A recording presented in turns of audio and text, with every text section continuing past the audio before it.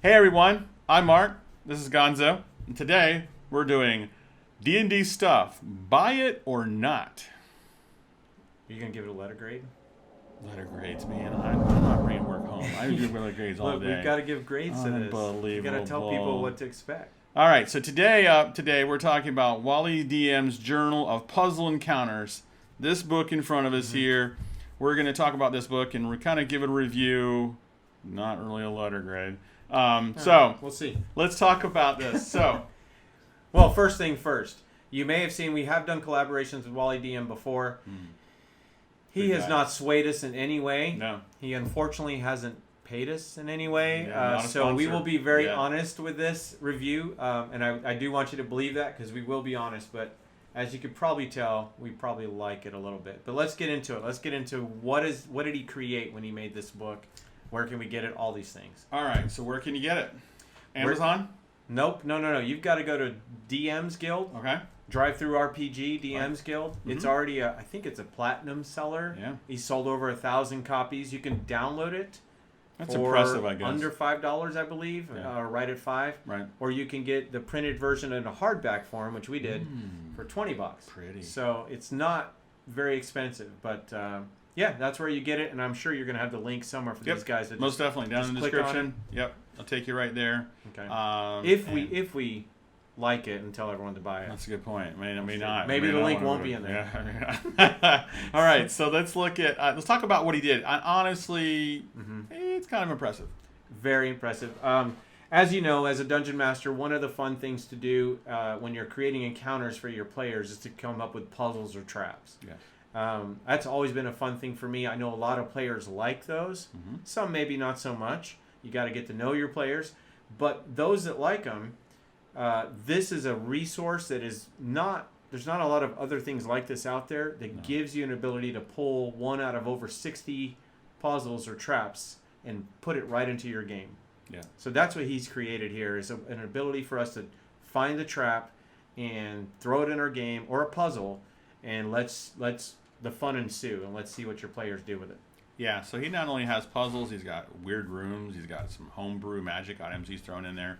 But one thing we really like is like the way it's laid out on the page. It just makes it so nice for a DM. Yeah. You know, it has everything organized in a way that you can find it and figure it out quickly and run it. It's all right here, everything you need. And then some. Yeah, so the first thing I think is type.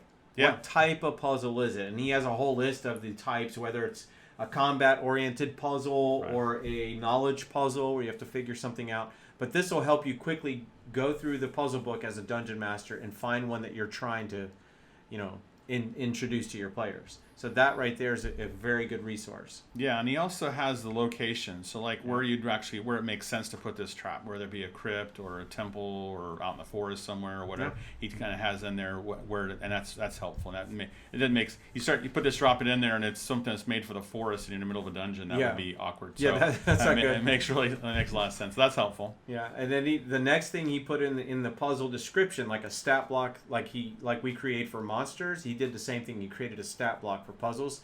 The next thing is he had it, so is it multi-room or not? So multi-room may mean that they get a sliding door that opens and there's another portion to the puzzle, or something like that. But that also helps you in designing how you're going to use that specific puzzle in your game. Yes. And he also has the difficulty in there, which I really like, because you're looking at it as a dungeon master, like maybe your group, they're not really good at puzzles. So maybe you want to stick to the easy ones. Or maybe you're like, oh, we love puzzles. We can do any puzzle. Yeah. And then we may move to this more Go difficult. right to the hard ones. It's like a a challenge rating, but for puzzles. Yeah, which is very helpful. Perfect. And then combining it with, now this was ingenious. I don't know how he did this, but he was actually able, if you really are into puzzles or you want to really challenge your players differently than combat or role play, he has given you the ability to combine any certain puzzle with another one within this book. Right. And that's really neat. That took a lot of homework, and we'll have to ask him actually how he did that. But yeah, that's pretty tricky.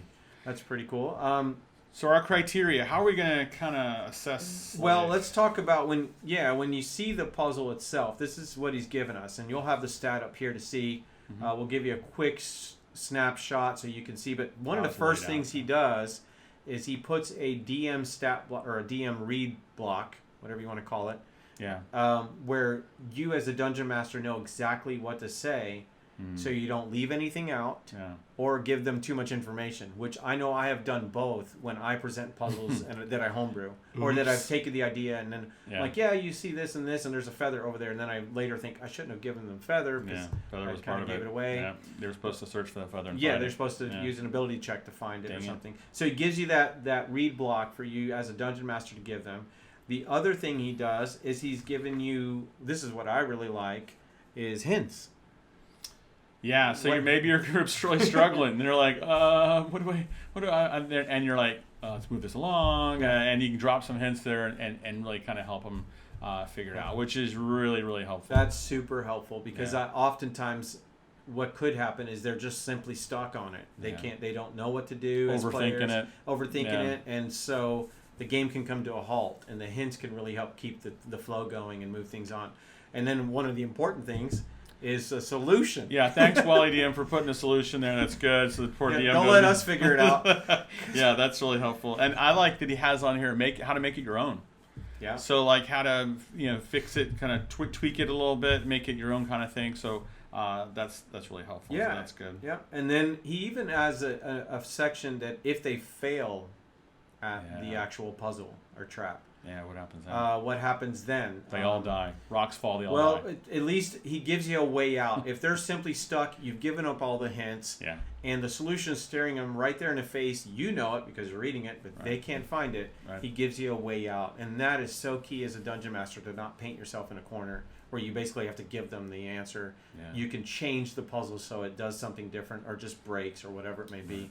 And I don't want to give away what I'm looking at, but these hints or these failure ideas are actually really good. Yeah. So that's how he's designed these. I think that's pretty ingenious. I think that if we want to use our criterias for whether you should buy it or not, the first one would be, did Wally deliver on this journal of puzzle encounters? Yeah.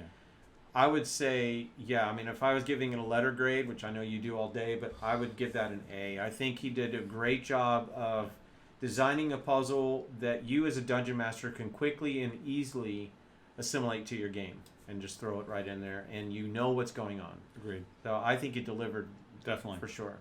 All right, I agree. I would give it an A, I guess, if I had to give it a letter grade. Yeah, you got to give it a letter grade. Definitely an A. He did everything it needed to be, and then some. I'm really struck by how organized it was and how easy to pick up and find things quickly. As a DM, sometimes finding things quickly is so key, but it's all laid out very well, so you can grab it really quick. So, love that about it. So, I would say as well. So. Another criteria we look at is art, right, Gonzo? Well, art's important to both of us. It's actually what brought us into the game when we were kids, was those pictures of... Never judge a book by its cover. Always judge a book by its cover because... whatever. I don't know what clown came up with that idea. Because, so we looked at the art through the book. He actually has some full-page art, and then he has some small little art pieces within there. And it varies as far as the quality. My only concern is I'm not sure why he didn't contact Larry Elmore. Yeah, it's like he's and get him, right? Pay the $20,000 and get him to paint you a picture. Or maybe for each one. We're pretty partial to TSR guys, so it definitely would be Larry Elmore. That makes sense, but I guess this is okay too. So honestly, art. So what does it fulfill the purpose that it needed to do? Honestly, I think the art at times it need to visually see, because they say like a picture is worth 1,000 words or some such crazy thing like that. But sometimes you need to visually see what he's talking about, and it really does help. And his videos, he has that visual for you, so it makes sense. Right, and in the book where he could see that you needed a visual, he's included it. Whether it's a little overhead shot of the room or whatever it may be. So he definitely gives you enough information with the art that he's picked. So because he didn't pick Larry Elmore, or Jeff Easley or something, I'm gonna just go with a B. Yeah, I wish he would have spent more. Well. Yeah. Like he had. I could do. He's gonna give us a hard time over this. I can see. All right. Okay. So what about the value? What kind of value do you think? Is it worth the $5? all the way to there's a $20, but also the middle one, right? Like 10 or 15 for you the can get soft a soft cover. You can get a soft cover or a hard cover. We chose. So is it really worth it? I mean, is 60 puzzles and all this really worth $5? Yeah, we talked about, there are so many products out there, and not all the time are you getting your value, including Wizards of the Coast. Almost every book is a $50 book. Yeah. For $20, this is a must-have resource for every Dungeon Master, and that's if you get the whole hardback printed. You can just do the PDF for under $5. So definitely a value. I got to give that an A for sure. Absolutely. All right. What about we have another part of our criteria, miscellaneous. So basically, was there anything that he added that really kind of upped the value or the overall thing? Yeah, or and use? I think you mentioned some of those things. He has some extra fun stuff in there. He's got a table. Easter eggs. Now, one of the very cool Easter eggs that he put in there, and I don't want to give too many away, but in one of the puzzles, he included the old video game cheat code, up, down, left, right, right, and things like that again, he's thinking so outside the box, and he's got those listed, which is fun as a Dungeon Master to tell your players after the fact, hey, did you notice this, or whatever. He's got other things in there. He's got a table of wacky adventures. He's got some homebrewed magic items, and even how to make your own. And puzzle. Tips on how to make your own puzzle or trap, which is very key. So I think a lot of people have trouble really coming up with puzzles, or short of getting a book or going on the internet. Maybe you want to create your own. Maybe you want to be another WallyDM. Maybe you want to be a competitor to WallyDM. Oh, I didn't give that idea. No, but maybe you want to try your hand at doing a puzzle, which they're not easy to do. But it gives you tips and nice ways stuff that you can do that. Tell you how to do that. So check out WallyDM. Yeah, I'd say check him out on his YouTube channel. You can find him at WallyDM. He actually goes through a lot of the puzzles. Not all the ones in here. In fact, more than half are not on his videos as of yet. So these are new if you're a subscriber of WallyDM. But if you aren't, go to his channel, subscribe to him, and take a look at the different puzzles that he has where he tells you step by step on how to use them. And it makes it so much easier as a Dungeon Master to have that kind of a resource from someone with a keen mind like that. So I would say buy it or not. What do you think? I would say buy. Yeah, I'd say buy. Letter grade wise, I think the grade comes out to, my quick math was it's like a 94.533, something like that. Yeah, I love it. Yeah, definitely. Good job, WallyDM. And I would buy it, and I would add that proudly in my bookcase if I were you. We have everything else, so you might as well grab this. That's for sure. Absolutely. And with that, class dismissed.